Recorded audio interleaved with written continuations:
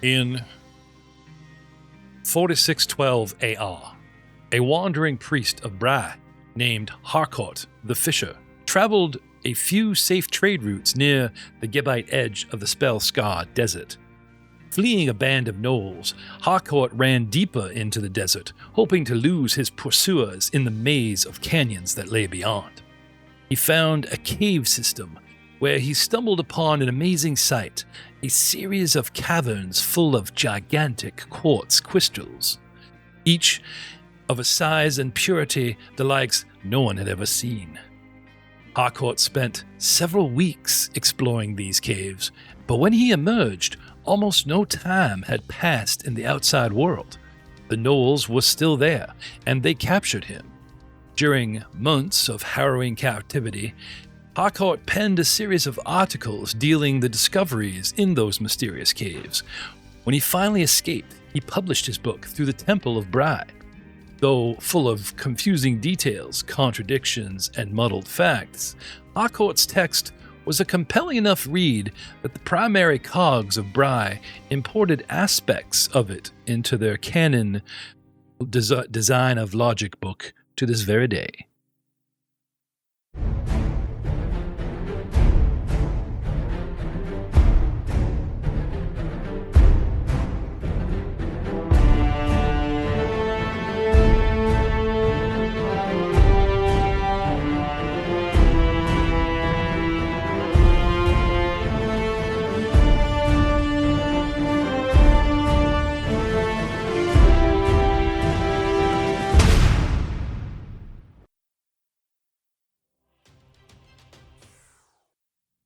Hello, everyone, and welcome to another exciting episode of the All Guns, No Glory podcast. I am GM Jeff Ball, your host. We are playing Pathfinder 2nd Edition. We are trying to play the revised edition, for the players at least, and we're having a lot of fun in here in Book 2 of the Outlaws of AlkenStar Adventure Path, written by Paizo Publishing. All rights reserved. Hopefully they won't sue us for using their stuff. No, of course not. Our stuff is free. Paizo is cool with it, I'm sure. Sooner or later, I'll reach out to them, ask permission or such. Gentlemen, when last we left our heroes, you had confronted a few of the... I'm sorry, but I mean, you gotta admit, some of the names they come up with are just too good. The Gilded Gunners, and they're called the Gilded Gunners because they have gold-plated bling guns, and they wear gold bandanas and gold trim, even though they're like dressed like bandits and kind of poor and have like ruffled patchwork pants and shabby boots. You know, their guns are in nice condition. Apologies for a previous episode that did not have all-around audio, but I assure you, our heroes and companions were triumphant. And plotting their next move, they have decided to return to the Bulletin Barrel, and after being shied away once at the temple, have decided to send their own agent, one, shall we say, Mr. Stoutheart, a certain nudge wink with a mechanical arm that happens to be a priest. Now, he's not exactly in great terms with them, but he assures us one way or the other he will get the research and text from the ancient hidden library that we need. A full day passes. Gentlemen, rest up. Hit your automatic rest button. Regain your spells, maybe do a little medicine and get those hit points back up to a savvy point. Our dwarven friend does not return, but he does somehow manage to get a message to you.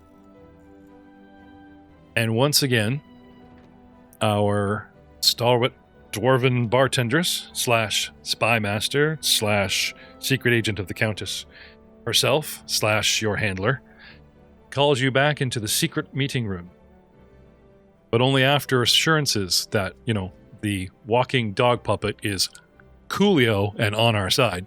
Limping dog puppet. Limping. I thought we figured that, positive energy spells and medicine do okay on you. Yep, they work just fine, but right now I am in hurtin' unit. Well, like I said, a day has passed. You guys have had a chance to rest. Nice. You've been screened, and if it is your wish, and it is the party's wish, you may join the party for now, on a trial basis. No health benefits for 3 months and all that, sorry, but trick party. Actually, I don't think we have... Do we have any original members, like from the original party? Considering Pylo was sort of an add-on after the first heist. Pylo was an add-on because we didn't have you in the show in the beginning, Troy. Charwin? Drew was playing an elf that died. Spiegler was playing a gnome that died. Sam was playing a halfling that got captured. And who else? Eric also joined the show later, and Joseph Davis is on hiatus right now, though we have him in the back room making potions for us because we're not going to let this alchemist just go to waste. Anyway, as they spam my chat with healing and bringing themselves up there, healing spells and curing of wounds and medicines, I'm assuming you boys are in good enough shape to top yourself off, so to speak. Which button is it for the reset? I don't know where that button is. Reset your spells? Like the rest button? No, the rest button. They've moved it around for a couple updates. I'm not sure. Yeah, I thought it was in activities, but I couldn't find it there. It might be on your main page. That's why I just went to medicine and activities and just started hitting the heal button. Yeah. Heal me. How dare you adjust your hit points on that map? Oh, you guys should... I know you guys were beat up, but I don't think anybody was so bad that a day, okay, maybe 2, of rest wouldn't fix you up. I would have probably replenished my ammo in that time, too. How much does ammo cost? It only costs like a copper or a couple coppers for 10 rounds. Okay, well, I'll tell you what then. You give up a silver piece on your character, and I'll let you be full of ammo for the next quite little while. Okay. Then I'll do the same. I'll go shopping with them. Boys in the city, walking around with our bags. Cue the shopping montage. Yeah. Yeah. Trying on all kinds of cute girly anime stalls. Eating daiko and crepes together and everything you see in an anime, right? Did those gunslingers have any loot other than guns? Like, did they have any money on them? That is a good question. We've got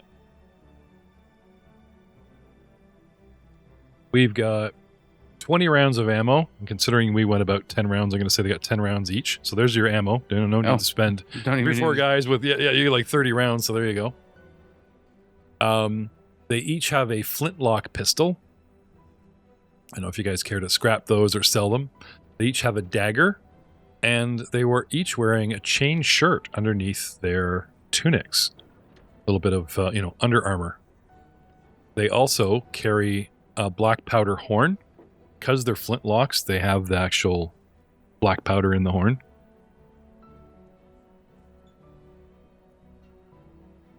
I should be. Actually, now that we're... I'm cool with selling all their gear.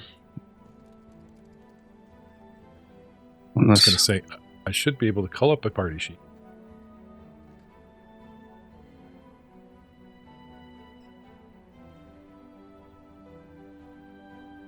Still can't find that map.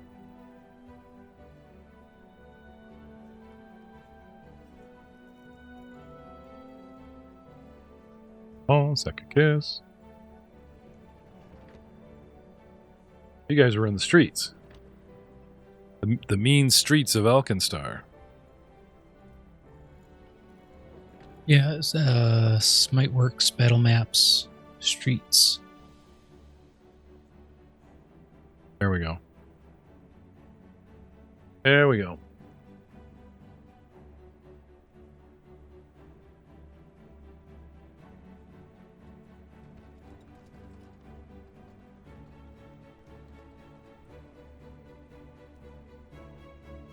Yeah, nothing, no direct treasure they've listed for this. So I'd have to put it in manually later. But if anyone wants, I can write it down for starters. Can you also put this in notes there, Drew? Sure.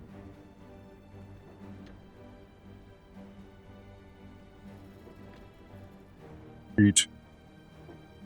I don't know how long it's been since I've actually had to like take DM notes since I went virtual and PDFs and VTTs. All right. 4 flintlocks. 4 powder horns. No ammo because Spiegler took it. 4 chain shirts. Can anyone use a chain shirt? It's decent armor. I mean, they are all generico human sized. Might fit somebody, Charwin or something.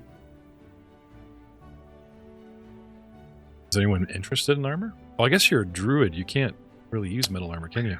I already got the +1 padded armor from a previous engagement that until I find something better, I'll be wearing. Technically, the chain shirt offers more protection than magical padding, just so you know. But it does give a slight athletic penalty. Yeah, what's the dex mod cap? Well, while I'm pulling up this item, tell me about your armor. What's its total bonus? 2? 1 for the armor and 1 for... Right? Like padded armor has a dex mod cap of 3, right? Has a +1 to your AC, and in this case, +2 because you have magical. Chain shirt gives a 2 armor bonus, has a dex cap of 3, and a check penalty of -1. So, correction to me, sorry. Padded armor is better off at the moment. I mean, I'll take it. It is an upgrade. But Yeah. is it light armor? Yes. Yeah. Now, it probably would need to be modified for you to wear, though. You just like cut off a sleeve. Yeah. I will say that padded armor has the comfort trait and the cloth group, whereas a chain shirt is in the chain group, has the flexible, but it also has the noisy trait. No. Oh yeah. Chink, chink, chink, chink, chink. Yeah. So that -1 penalty to athletics might also go on your stealth. It would be automatically, yeah. It's gives me an extra AC. 1 AC. Oh yeah, no, for defense versus how often you sneak, totally worth it. You guys get a lot of fights, but for our droid, as it were, you know, for Spiegler, I would, as a DM, I would recommend just staying with the padded because it's magical and has no penalties, right? So, what?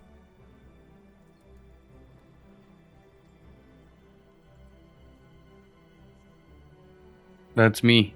That's what Valentine looks like. Oh yeah, he's pointing at the picture. He looks like the commando droid from the Star Wars Clone Wars series with a jacket. Yeah, like that Civil War era Yeah, he's cool. overcoat looking. Anyway, so do you want me to slap armor on your dude? Yeah, sure. If nobody else wants it. Oh, there's 4, so you can sell 3 and wear 1. Sick. I don't think anybody else. I think it's There you okay. go, sir. I'm pretty sure I can wear just any light armor. Well, put it on, see what happens to you. Hokai. So, our where were we? Our patron is Phoebe Dunsmith, female dwarf barkeep, who has been doling out the missions. Seems good to me. The only thing that changed was my AC went up 1 compared to what I had before, so I'll take it. Now, she doesn't welcome you in just on these words. Like 2 days go by, and now you're invited in the back room. She's sent runners, done background checks on you, that kind of thing. Like make sure you're not some kind of spy or something, right? What kind of reputation? Your escapades through the Shield Marshals with the one-shot the hut head, that night at the opera comes to light, and that's in your favor. And probably that incident is what makes her decide to trust you. and bring you. So, hey, look at that! In between season 1 and season 2 OVA series. So now you find yourselves at the Bullet and Barrel Saloon once again. Once again, the barrel. Up. And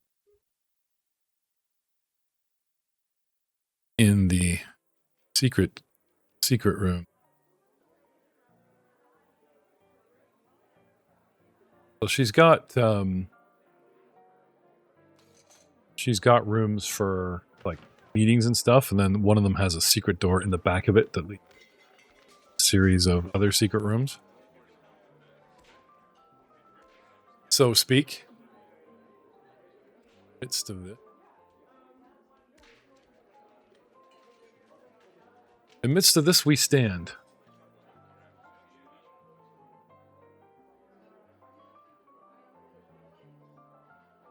Phoebe seems a little downtrodden. Doesn't pour one out for a dead fellow dwarf, but says, "Gentlemen, seems our priest friend is really taking one for the team. Despite falling out of faith, as it were, with his own temple, he risked life and limb and apparently broke in to the archive late at night. And if it wasn't for him, we wouldn't have a copy of what looks to be just a regular Logic of Design, the regular Bible. But seeing as what you were speaking of, cross-referencing before we went in, he says, I do believe you'll find certain pages a little bit more interesting." Anyway, she raises a glass of whiskey to you all and pours you each one. To Stoutbeard, a brave dwarf, now incarcerated for who knows how long, but definitely one of us. Stoutbeard. Not that I can really spit. We don't drink during the day. Ein Prost. So you're saying that he broke into the archive and got caught, but still got us the book? Wow. He got caught. He got caught smuggling the book out, and apparently got it to where it needed to be, before they caught him. What a legend, man. So, is this the book that has the page that we're missing? Is this the actual one we need? Oh. The passages? You guys- I remember something was wrong with the book that we had, right? We needed this one for a reason. The common Logic of Design, it's the Bree Bible, but it reads like stereo instructions because she is the goddess of invention. Right? That makes sense. Hopefully this will help us find where Kosawana went. Oh, the thick lever. They were all set to the same number, and then we couldn't find, was it the passage or the page in the book? So we had to get the book to find the passage or page. So here we are. Yes, maybe there will be a clue in the book.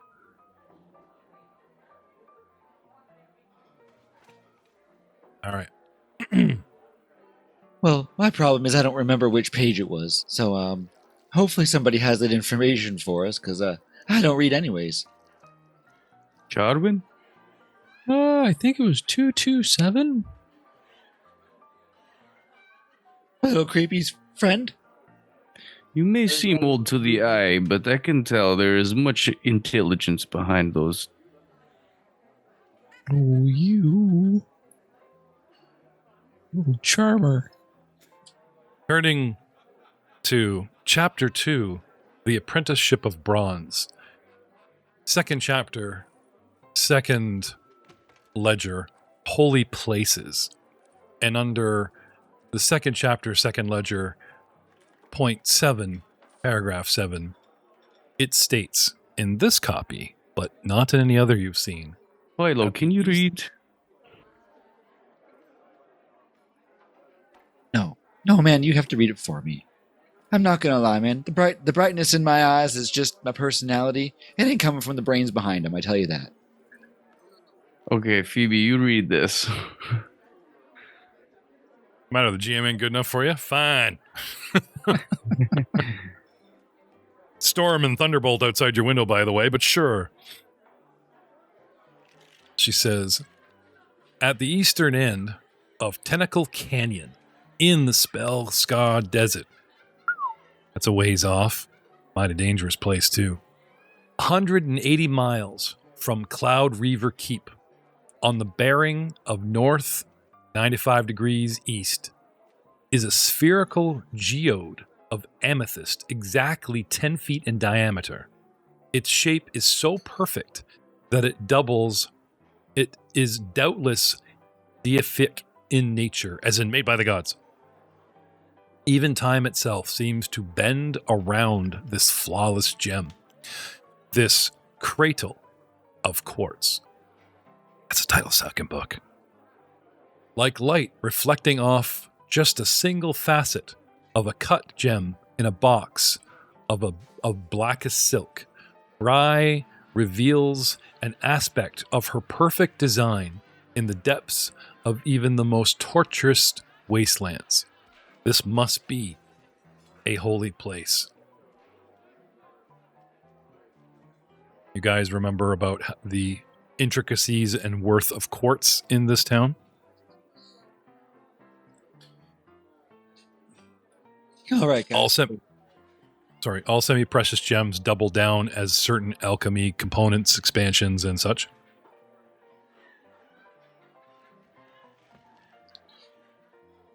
Well, it looks like this is the place where we have to go. But how the hell are we going to get there? 180 miles? That's at least a 2-day walk, I think. 2 days? Does that sound right? 2 days? There's no way to be sure this is where you went either, but it is definitely a good start. Well, it just... Do we know where Cloud Reaver is? 180 miles. He just said it right there. It's 180 miles from Spellcar. Oh, it's 180 miles from Cloud Raver. Well, man, I have no idea. Phoebe says, I might have a map. She disappears for a minute while you guys talk amongst yourselves. It's seeming like we might have to travel to this Cloud Reaver Keep. I will search my memory banks or whatever I have. Let's spark. try society. And with a knowledge society of 22, do I know where the Cloud Reaver Keep is? Yep. It's an actual keep, like a fortress that's built in a canyon, way out, like literally in the desert.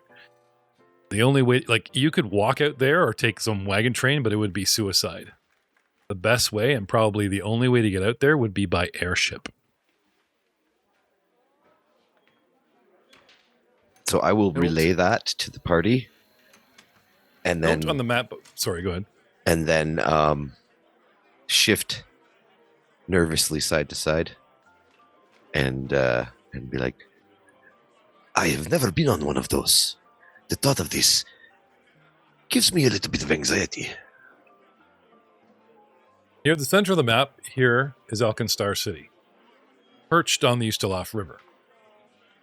If you head west, almost to the lake, up the river, you'll find the gunworks, where most armaments for the city are made, far from the city itself and heavily, heavily guarded. But if you go east, there is an open track of desert, and if you look at how there is two lines, one to the north and one to the south, they denote things like the canyon edge and plumb in the mana waste themselves. You'll see Geb's Rest, see Gin, and out here, the Spell-Scarred Desert. She gets a, what do you call it? It's got the 2 pointers and the pencil, and you start drawing on maps, right? And she gets the sliders and the rulers, and she starts, you see guys like navigating Sextant. Yeah, she gets like the sextant, lats it down, starts drawing lines on the map, and right. Anyway, she denotes where the keep is, and then she draws 95 degrees northeast, straight out 180 miles, and she marks on the map that somewhere in this location would be your cradle of quartz, as it were. That would be a couple of days by airship. It would be weeks on land. So we got to go airship straight to the cradle. You got to go airship. Would probably go to the keep for fuel and supplies, and then on to the cradle. It's not exactly a straight flight. Or is there Captain just would just fly in the middle of nowhere? would that be that looks like it would be an easy route just following there's probably a road that goes along the river between the city and Cloud Reaver Keep.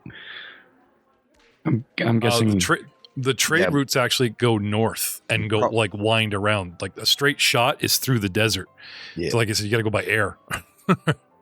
And I'd imagine that we probably couldn't travel to Cloud Reaver Keep and then rent an airship from there. We'd probably have to get it from AlkenStar City, right?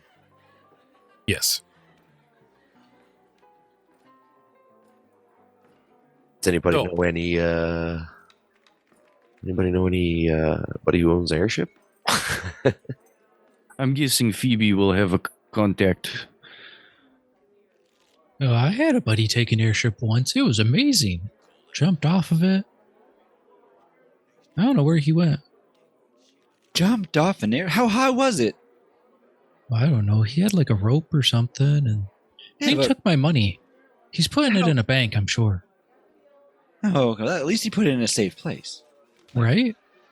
You say though, but if he was jumping off an airship from high up, it doesn't matter how long your rope is, you're going to fall a long way. Weren't you there? Don't you remember that, there's- Pilo? I don't remember, man. It's been a long time. Was I on an airship? I don't think I've been on an airship. Because I didn't ever go to the bank. You guys talked about a bank. Someone's at a bank, and I don't even been in a bank before, I don't think. I don't even have any money. Well, I have money. It's in my pouches here, but why would I need to go to a bank?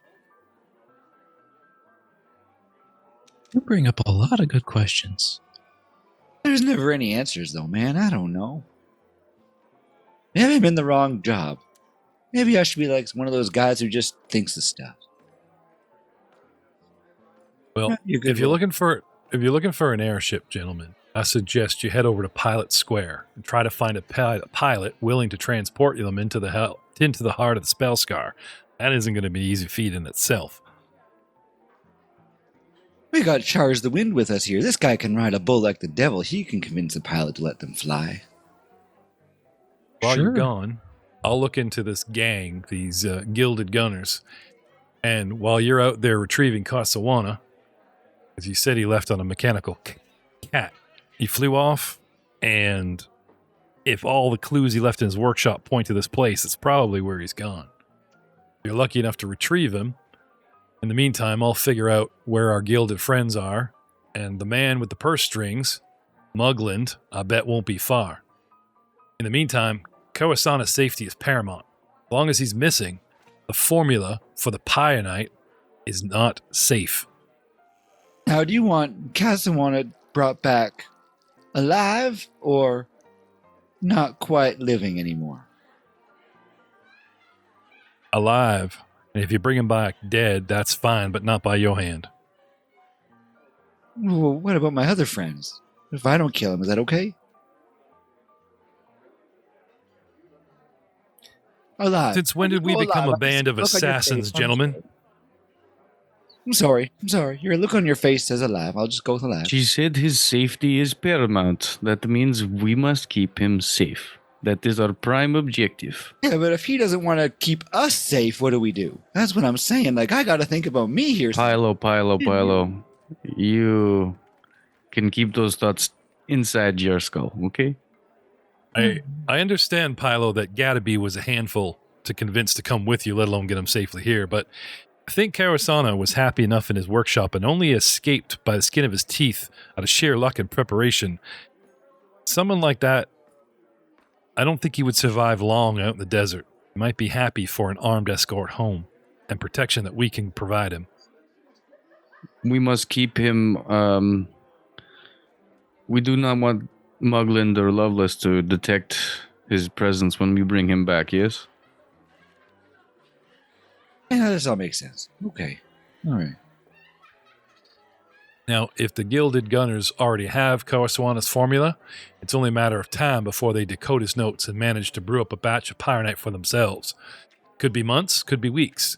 Either way, clock's ticking, gentlemen, she says, and she finishes her drink and heads back out to the bar to leave you guys to collect your thoughts, plan to head over to Pilot Square, and anything you guys want to do. Since we already had our shopping montage, if you guys want to take money off your characters and request any, items to be added, if they are AlkenStar friendly, and we'll see what we can do. Where did Sweep Up go? I just noticed we don't got Sweep Up with us. Yeah, he's over there sweeping in the corner. Oh, he's out front. We got him propped up at the edge of the bar. Oh, whew. Or she's got him in a safe place. That little guy means everything to me. You gonna drag Sweep Up across the spell-scarred desert? Oh, no, I don't want him to get hurt, man. It's like 3PO carried around by Chewbacca, right? He might be happy to see Karaswana again. You never know. He is his best friend. We leave him on the bar. We put a little sign there about give me a coin and I'll sing a song or something. And, he makes us money. Be great. Doesn't have any skills in performance. He sweeps up. Maybe if she winds him up, he can just clean up around the bar and she'll keep him safe. Like some kind Fantasia and the dancing brooms. Dun, dun, dun, dun, dun, dun, dun. Dance of the Sugar Plum Fairies. That's probably the first time I ever heard that song was as a kid watching that It's probably most Disney classic, yeah.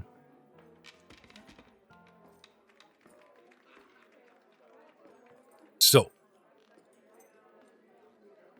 anything you guys want to do before you head on over? Oh, yeah, I wanted to check how many potions. How much do they cost again? Yeah, we're down a cleric, gentlemen. Extra potions might be a good idea. I know one of my best friends there, Charwin. He used his potion to help me come back from being not quite a skeleton anymore, so I'm going to go buy him another one just so, he can make sure I'm okay. If you guys are spontaneous spellcasters, I'm pretty sure some of you have some healing in your ranks. If you guys are preparation spellcasters, I would strongly suggest spells that affect diplomacy, persuasion, give you a little boost in the world of bluff and deception to convince a pilot, or perhaps healing, if you guys get into something over your heads too quickly, be my recommendation.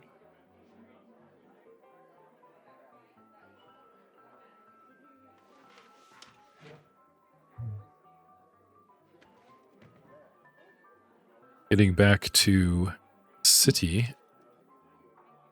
I will be buying one more. Drew, I'll be buying another potion of unlife, and I'll be giving that to you. Okay. Unlife. Pour it down my gullet. What anime is it where they don't even bother drinking it? He just splashes it on people. I was just watching. Was it Overlord? Yeah, I think it was Overlord. The dude just uncorks it and throws it in your face. It hisses and evaporates like steam as it gets absorbed in your skin, and poof, instant healing potion. I'm like, yeah, that's the way to do a potion, man. Don't make him drink it. Have something that just evaporates right into your skin and you're good to go. Pour it on the hurt parts and just heal. It's like the Holy Grail in Indiana Jones there, Last Crusade. Oh, yeah. Pours it on the dad's bullet wound and just goes away. Fizzes and bubbles angrily, and then he's got a bald spot where his hairy chest was. Oh, well. Forever markering Sean Connery. How dare you? All right. So we figured things out and then head over to the Pilot Square. Pilot Square. Drawing your attention to the southeastern portion of the map here. We'll say 1, 2, 3, 4, 5, 6, 7, 8. Over a dozen airships, and airships are not small.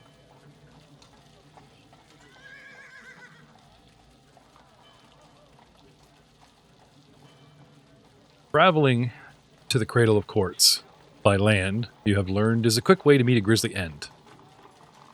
Kaltumus mana storms are only the most well-known of the Wasteland's many hazards. Spellscar is also infested with violent marauders, mutated monsters, magic-warped war machines, and worse.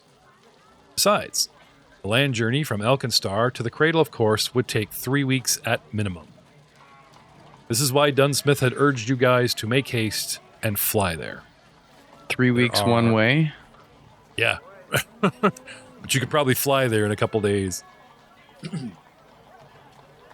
Many forms of magical transportation, like teleportation namely, are similarly not really untenable because of the risk of the magic warping mana storms in the area.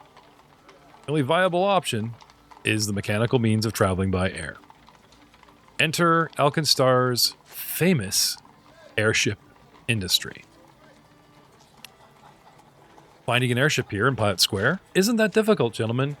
As you make your way to the square, even at a distance, you see balloons, dirigibles, and other vessels that dot the Pilot Square by the dozen, moored in air above the ramshackled conglomeration of seedy taverns, pilot clubs, and trade warehouses fit to supply the industry itself.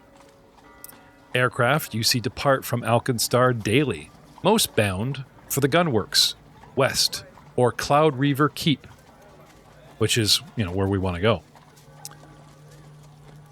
The true difficulty, she warns you, is at finding a pilot that will go not just to Cloud Reaver Keep, but take the second leg and go into the notorious spell-scarred desert itself. What do you... What a magnificent sight to behold. These great crafts, I cannot believe they fly. We get him a little air balloon for his back, and it's like he has a jetpack. He'd be flying around character. Steampunk Boba Fett. Someday I will modify my body and give myself the ability to fly. Be like the Iron Giant, only smaller. Actually, I would imagine like a raft that inflates from the inside, and all his plates just spread out in between like the raft rubber. He just floats up like a big Michelin blimp. Yeah, it's helium. Off he goes.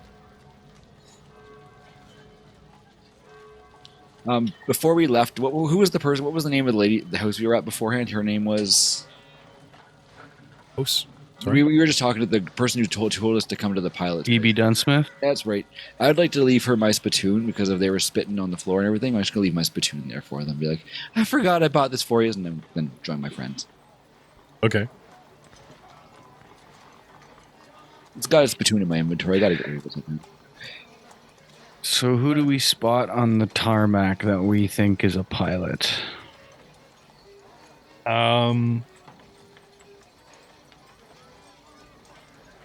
Any pilot is either probably already in the club. Like, you know what I mean? There's no one sort of looking up, climbing a ladder, getting out of one that just landed or was moored, or you know what I mean? Everyone here looks like crew, Pilots are rock stars. They walk out to the ship at the last minute ready to go. They climb aboard and they leave with much fanfare. They come, the first guys off, they unload, I'll utilize my small size and see if I can eavesdrop and listen for any tales from the crew about any crazy pilots. Okay. Little gather info. Yep. Sure. Roll good. Oh yeah, that was good. 21. Okay.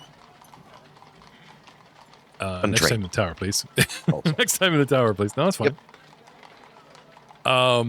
Yep. Crazy pilots, they talk about ones that are like not good drivers. They made a crazy landing, or they're half corked, or like they're insane.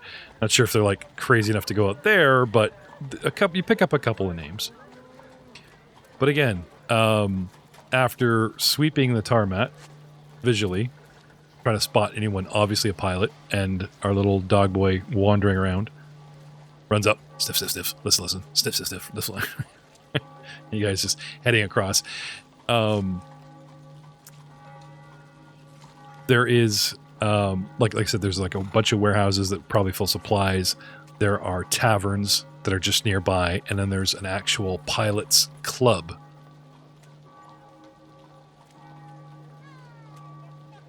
A couple of them. It's kind of like the Legion, right? Like anyone can go in, but it's going to be full of them, right? Because it's all They're elite. Wait, if they're elite, I have this champion's badge. Shows that we're elite too. Maybe whoever's going to talk to the pilots should wear the badge to show how awesome they are. Sure. Little something for them. Yeah. Who would like to wear the badge? I know Mr. Charles the Wind's got his own, but if someone wants to borrow mine, they can. I'm not going to be good for talking to these guys. I don't do flights. You could always flesh up, as it were. We know you can. How long does that last? Only 10 minutes. Huh? Great voice in the sky. It's like speed dating. Just go real fast. What's your name? How are you? Can you fly? Awesome. Let's go. I was thinking more like as you approach the door to get us in or something, right? And then once you're in, you guys just kind of like take a quiet corner, and then Pilo can do the down low if you want. Actually, I would say if we're in the city before we left, I would have probably bought more disguise. I was gonna say, what, like, all joking aside, where you're just bones in a robe, but we had that bit. Now that you guys have come back from being on the street a couple times, what is your go-to for Pilo? Yeah. I would say he's still kind of, he doesn't really have any comprehension that below the waist he's still just the skeleton legs. So he thinks putting the disguise on the top is good. So I'll probably pull a hood over. It'll be something that kind of covers up the eyes a little bit, maybe pulls over the mask. Something, maybe a little color to him, just to look a little bit less like a skeleton out in the normal. Just a disguise. Well, considering the state and smog, like, not only rich have fashionable gas masks, but there's a lot of people wearing goggles or just bandanas across their face, and they're not bandits. They're just trying to, keep their lungs clean. Mm-hmm. So that he could disguise like the parts that people would kind of look at, that he would think he would look at, and kind of leave the legs as just skeleton, because he doesn't think about that. But yeah, you could have a hood up, and then the face would be covered. Maybe some goggles or like a little mask pulled up over the mouth and the teeth. Would the rest of you think about his lower half? What was that? The sandworm's got him. Don't pay him any mind. El Maneuver for Horrible. sure would mention the fact that his lower half is not disguised at all. Hey, he looks really good in assless chaps. It has been stated before you came in, but I'm just saying, yeah, there's the profile of the man is just because that's where I'm at. He'd be like, I'm all disguised up, and I'd be like, bro, down here. Put some socks on those sandals.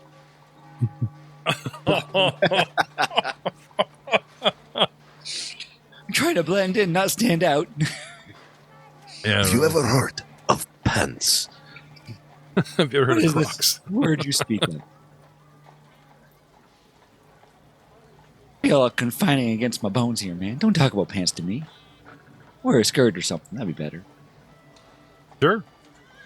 Oh, Please wear a skirt, where we can do so many comedy rom-coms of, the guy that's mistaken for a girl and gets hit on, trying to do. How do I do a more feminine voice when it's already squeaky? Pilo gets us drinks all the time. I can't do a squeaky Pilo feminine. I can't do it. I picture Pilo's feminine voice like Bugs Bunny whenever he's in drag trying to fool somebody. Just normal. Does that southern, like, and really high pitch, shame on you, got the fan, right, with the little frill on the end of it, and just smacks a guy. Whap. Yeah. Pilo was muted, but he's making lots of hand gestures. Noises. Oh yeah. Yeah. There you go. Oh, a lot of tee-hee-hees behind the... Oh, there you get the fan. That covers half your face. All right. 21 isn't bad. And since instead of investigating off of one juicy roll, and the rest of us are all, redoubling down our disguises and just kind of gawking at the awesome spectacle. I mean, come on. How long have you played D&D? You get to, like, sit here in an air base. Like, how cool is that? It's pretty cool. Another notch on the never did this before I fought a dragon. So how do I bribe the GM to get us one of those in some of our other games? Dude, you kidding? I will totally let you have a discounted actual dirigible airship in Star Wars. It's not going to hold up the blaster fire. That's not the game I was talking about, Jeff. Check out the sweet ride. Pew, pew. Damn it. Damn it.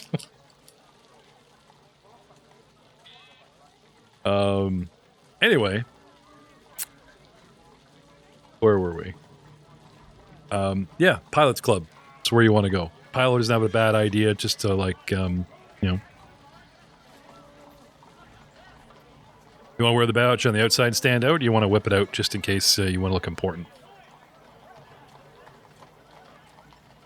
I'd probably have it like right on, pinned on, or whoever was doing the talking. I'd say whoever would want to be the speaker, I'd be like, here, give it over to them, and let them choose. Yeah, you're hoping one of these pilots is a rodeo fan. They come to you. Well, I was saying I was offering the thing to somebody else. I was gonna lay low and let them handle it out. Sure. Yeah, I guess who is our best diplomacy person? I'm trained with like a +6. Probably you. Who is training in diplomacy? Anybody? I'm trained, but I have 0 in charisma. I have a +4. I'm trained in deception. So am I. Diplomacy, luckily, is a free skill.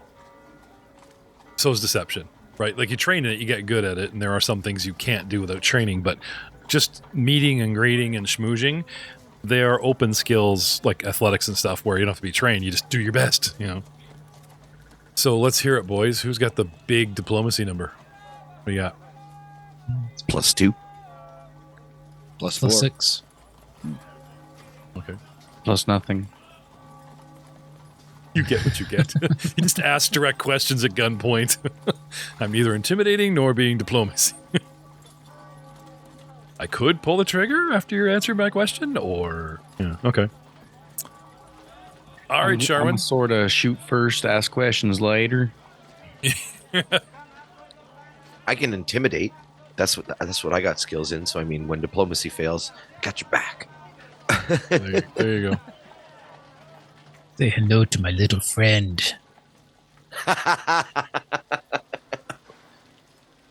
He holds up the dog. That's character. And he's got a whip. What up? Take a Just try. lifts him up from the floor, and it does that chihuahua. Yeah. He's got a whip. Everyone stands back. He's got a whip. Who are we talking to?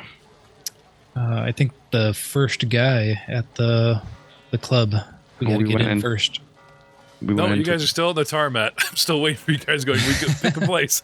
One of the seedy taverns, one of the pilot clubs, or the I just saw a Pilot's pilot Club for sure. Yeah, I just saw a pilot walk into that bar over there. Let's check it out. How could you tell he's a pilot? Like, these others look like people. Bomber jacket. Yeah, Leather jacket with wool insides, man. Fashionable. Yeah, I figure we go high. We go for the club. We fail there. We go to the tavern. Work our we way fail down. there. Yeah, I agree. You know, we hijack someone. Fail our way down, rather than trying to make it harder as we go up. Steal overalls from the warehouse and just smuggle yourself. We're your new crew. What? We fell from the best pilot and hit every other one on the way down.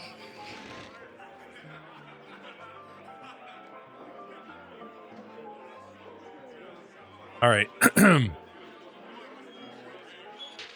So, you guys roll in here. Make nice. Can I have some diplomacy in the tower, gentlemen?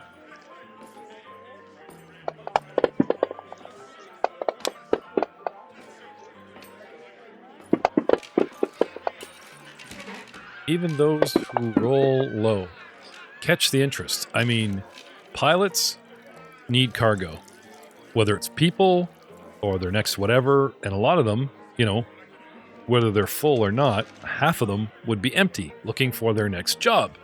And if you guys are clients walking into their territory going, we need passage, a lot of them are like, hell yeah. Any airship pilot who you guys talk to appears happy to take on passengers or to hire out as a charter. Where are we going? Well, first stop's Cloud Reaver Keep. Easy, right? That's what I say. That. Yeah, most of them take you there, no problem. Then we want to go east. You know, just a few miles. 180 miles. Into the Spellscar Desert. That's where you get those the chair sound, the record scratch, the piano guy in the corner that stops playing. You mentioned the Spellscar Desert, and everyone just stops and looks at you. So like a montage of pilots just turning us down. Yeah. Like I said, the charter, blah, blah, blah. And until you guys mention the destination. And after your third or fourth or fifth guy, they start telling you, instead of just saying no, they start telling you that no pilot in AlkenStar with a lick of sense would be willing to fly so deep into the Spellscar at any price. Do you know any without sense? Or that would take a price? Shh. Getting back to our little swashbuckler. Yes. There were 3 names. Such and such was betting so-and-so until somebody else stepped in and claimed it couldn't be done. Those 3, probably crazy enough, or at least maybe one of them. Okay. So I will ask around. Clyde Long Flaps. Long flaps. I like it. Not here. Disappointing. Esther Elevator. Esther Elevations. Sorry. Esther Elevations? Just left. Damn. But Farah Winslow still here. Why, she's right over there. You guys all look, Oh, yeah, she looks And crazy. and you see a dwarven tiefling. So picture a dwarven woman in a bomber jacket, huh? Shit you not. Wearing what looks like the steampunk version of the white Imperial outfit with some extra buckles and straps, large goggles, dark bronze skin, pure red eyes, brassy red hair, and the skull cap, the World War I skull cap pilot with the flaps, hat. Nice. 2 black jagged horns, one cut off, one curling up and over the back of her head, and a long cigar cigaretto in one hand and one hand on a hip, leaning up, one foot propped up on, heel up on the wall, on the back wall, just watching everybody in the bar, enjoying her smoke over there in the smoking area near the window, because. So I'll just go up to Charwin, give him a nudge and point her out. Try that one. I've heard she's kind of nuts. She's got a medal. Of all the artwork I've seen in this book, just the rendition of this character. The artist draws just enough of the back wall to surround her like it's her own shadow on a blank white slate. Don't even draw the floor and the gray smoke going up and the rich bronze and brown colors. Really, really cool. Kudos. Oh yeah, she just drips no.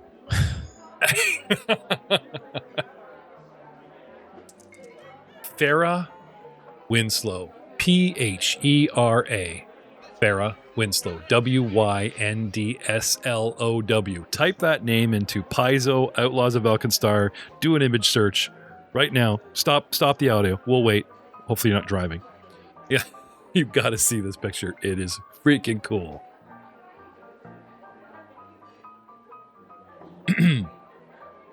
Normally, I do not read stats, but I gotta say, the bracket chaotic neutral female dwarven tiefling ship captain 6. 6. Like probably 6th level creature, yeah. It can be found in Game Mastery Guide, page 243. Is in the common room of a place called the Final Prospect. And here, as her latest headquarters, semi-retired, she can't come selling her beloved antique airship, the Second Kiss. which remains moored just above the pub. The woman appears to be apathetic in answer to your no, and full of melancholy. She's rumored to pass her time at the final prospect, waiting to see what life brings her next. So she's not really an active pilot, but semi-retired does mean, like, not, I'm retired, go away. You know what I mean? Mm-hmm. Do you guys ask about her, or just go and talk to her directly? Probably best to find a little bit of information first. Sure. Give me some diplomacy in the tower to gather information. Now, Jeff, I just realized I forgot I took a feat a while ago called Versatile Performance, which allows me to use my performance instead of diplomacy to make an impression. Is Sure. that possible for this? Yeah. But for gather information, no. But when you go meet her, don't worry, you haven't missed out, because when you're trying to impress upon a person, right? You gave your badge away, so we were making impressions, but yeah. Yeah, that would be the win somebody over, convince somebody, like the one-on-one chat. That's make the impression, and you haven't missed out on that yet, so you're good. What were you looking for in the tower here? Just diplomacy, because diplomacy also covers gather information. It's where you guys glean info and schmooze your way around. Did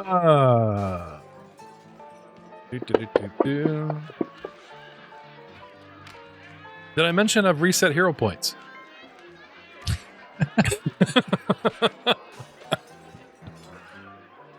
Man, bleeding us dry already. All right. I'm not gonna say who, I'll but go ahead. if I'm openly asking at this point,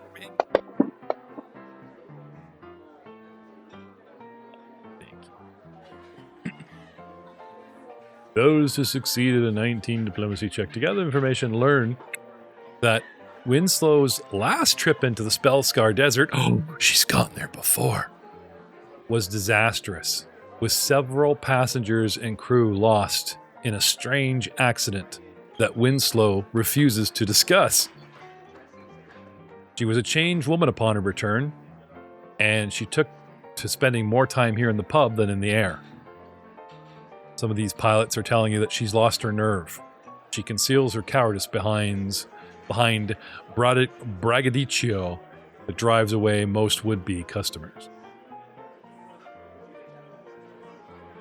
Don't worry, Charwin. I know you can do this. No pressure. All right. You want to come with me, Pilo? I think you could make a good impression. Oh, man, I'm always willing to go with my best friend for fun things. And she can't lose you. I mean, you're already dead. Well, that's the thing, right? We can show her that the dead aren't always dead. Not to be so worried. Oh, I meant she can't lose all of us. Oh, I thought you were talking like be sad that they're dead. Like, I'm dead, but I'm also alive. Maybe she'd be happy to see that. Maybe her friends are alive still. Like me. Maybe I was one of her friends. I don't know.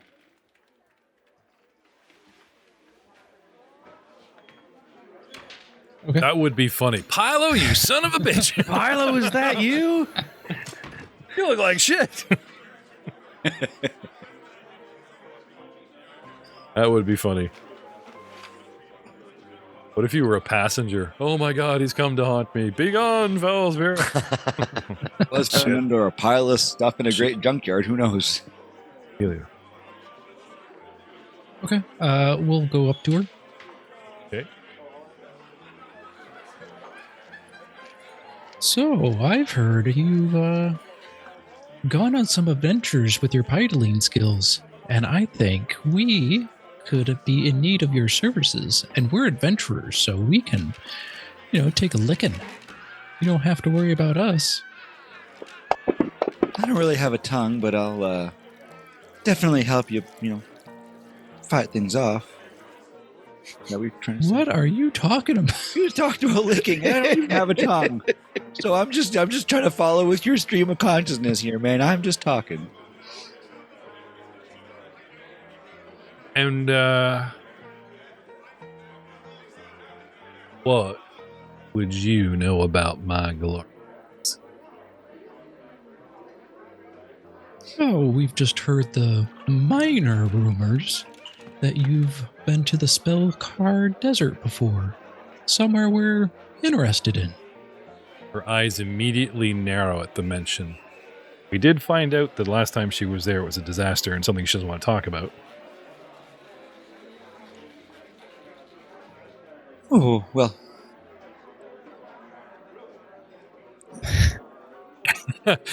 She glowers at you guys one at a time and says, that place is not worth my time nor the money.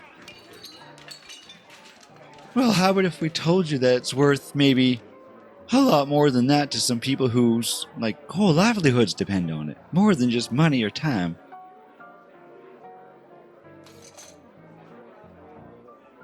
Not my problem. Is there anything that we can say to help make it a problem? All right, might I suggest you guys try a different angle? Maybe it's time to pull out that performance or something, or, try to get on her good side some other way. Well, Seduce her, Pilo. There are other ways to Oh, improve sure. a woman's attitude, guys. You're famous. Let's talk about the car wreck that ended your Formula One career. What? That track, that one track in Le Mans, was it? You want to go back there? No. Great opener, Pilot. Great opener, Jarwin. well, the only reason my friend brings up that place that might have been bad for you is my friend himself is a champion, and he's a champion bull rider, but he fell off once in a while. But I can guarantee he still got back on again. He even taught me to ride bulls, I think. I rode a bull because he was going to. Bull rider, huh? She says, flipping her head and showing her horns. You trying to buy a girl a drink? Well, I mean, if that's what it takes, I got a couple of coins here, but I'm not going to drink them myself. Can I look for a bartender and raise my hand up? Be like, Yeah, she'll let you buy her a drink. El Manubrio leans over to Pilo, whispers in his ear, "Ole." Quiet. You're throwing off my vibe. You're a little scared. I can't look at you. She's amused at your audacity, considering she has horns, and you're going on about how you're famous bull riders. So it's just like, sure. Gonna buy me a drink? We'll talk. All right. Hey, we're putting our feet in our mouth here, ma'am, and I'm really sorry, but we're desperately in need of someone who could be a really good pilot to get us to the Man of Waste and maybe even back again with a good friend of ours who's gone missing. She waits for her drink. Orders something exceedingly strong. Do you have the same, or you just get your own? Oh, I'll order the same as she does. Okay. I'm not going to drink it. I'll just give it to her because it's just going to fall right out of me, but I'll I have just say- her waiting. She holds it up to you. You're not going to have one? Well, I've got mine. You would make a girl drink alone. Here am I one to disappoint. To you and me. I'm going to clink the glass with her. Okay. Take a sip. Let it spill down. She orders an AlkenStar favorite. Flaming whiskey. And it's served in a huge... the bottle's got a cactus fermenting in it. Right? They pour it in a glass with a little cactus, and they set it on fire, and burns on the way down. The fact that it's already a flame puts flaming Zambuca to shame. The stuff is so strong and so nasty, and she kicks it back like it's nothing. Perks of being half tiefling, I suppose.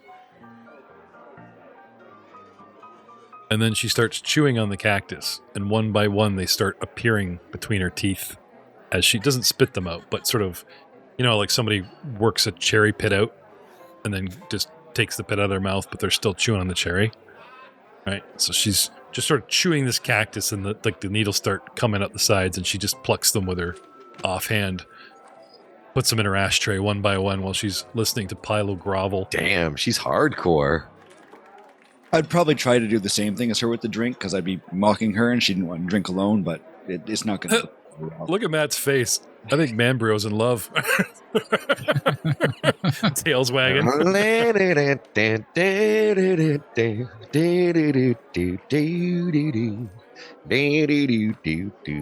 That's as many bars as you can do before there's a copyright strike. 5.5 seconds. Thank you for getting that.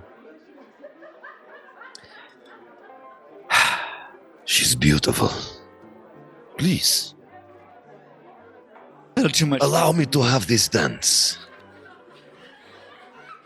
Oh, by all means, my friend.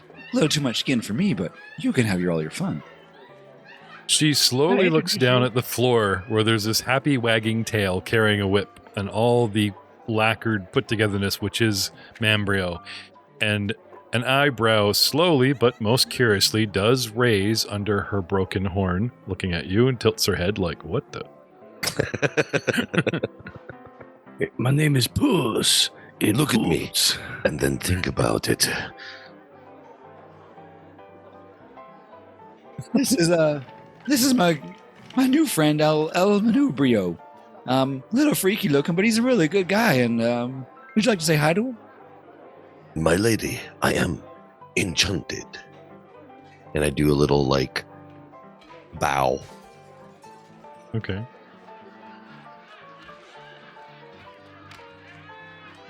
And I he's will one of the apply people who- my charms. All right. Yeah. Almost in the tower.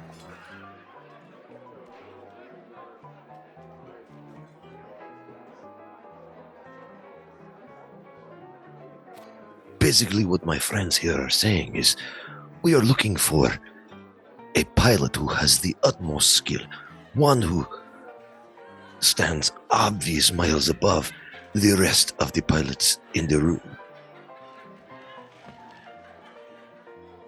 So you have heard something of it.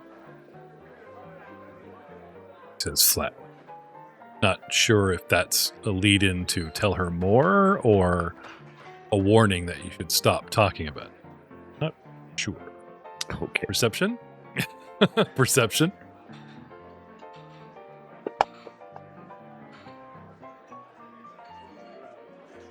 Hey, what doesn't like hearing about themselves, right?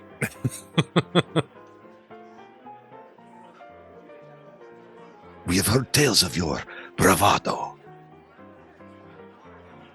And, I'm actually honestly, pretty sure I heard a song once as well about you. oh. Oh, society. Society. Or it's for intelligence, surely, Pilo. You know what? Pilo, if you give me a decent society check, I'll let you just insert her name or her into any legendary pilot song. What do you got? Society? Oh, -1. in the tower or in the open? Huh? In the open. Yeah. Oh, gee, that didn't roll on the board at all. Hold on a sec here. Where'd it go? Society. There we are. 14. Okay. So you pick a song, and how well you perform it will be your next performance roll to make an impression, right? It could be a really nice song. You could perform it really, really, really well. Right? That could still make an impression. But because your society roll is okay, you didn't fail it, but you didn't exactly pass it, you sort of blatantly, mistake the legend of, whomever and imply that it's her, but it's it's a stretch. You know what I'm saying? Okay. Right?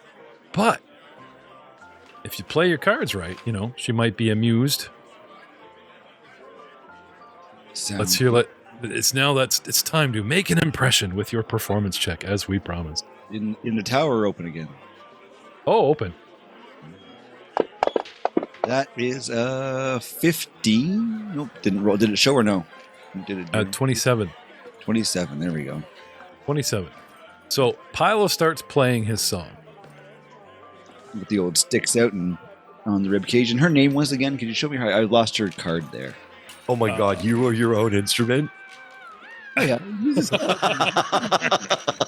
Sorry, I'm new to the party. What? He does this the a same lot. rib twice and it makes 2 different notes. It's magic, man. Don't ask me. It's incredible. That's incredible. Farah Winslow. I figured he was about to do a rendition of Snoopy and the Red Baron and just swap one of them, you know? Oh, fair ones. Yeah, I seem to recall your name being in a couple of songs that I've heard. At least one song. It was pretty epic, though. I'm just trying. You do a montage of songs and just insert her name.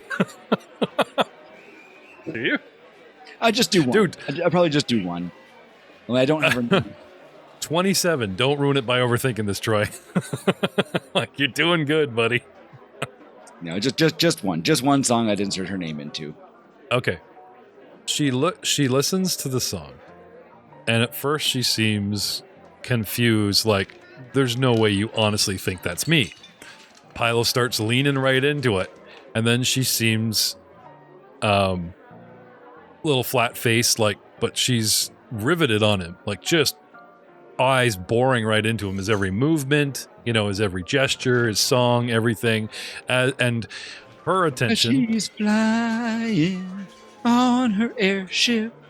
Don't know if she'll be back again, but she's brave and she'll get us where we go.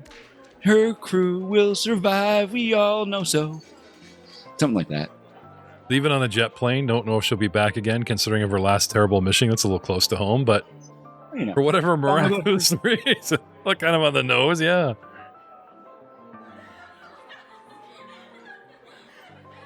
Brushing out her cigarello, pushing herself off the wall with a big harumph and a lopsided grin.